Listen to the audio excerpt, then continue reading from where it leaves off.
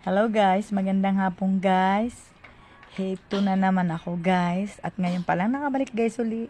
Ayan, nagtatabo ko ng tubig para pagdilig ng halaman guys. Tabo lang ang gamit namin dito guys kasi wala akong gamit guys na pamdilig na maganda.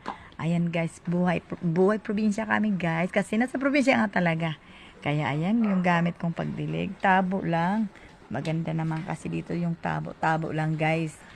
Ayan, diniligan ko mga halaman ko guys. Kasi medyo araw kanina guys. Kaya medyo natuyo din yung mga halaman ko, yung lupa niya. Kaya diniligan ko ngayong hapon guys. Kasi nga medyo matigas yung lupa. At saka nga pala guys, sa isang linggo minsan 2 o 2 araw ko hindi nadidiligan. Tapos kung nagdidilig ako minsan guys, hindi yung buong araw na umaga at hapon. Minsan sa umaga ko lang nadidiligan, pagkahapon hindi na. Kasi nga guys, nagtatrabaho ng lula nyo, naghanap buhay.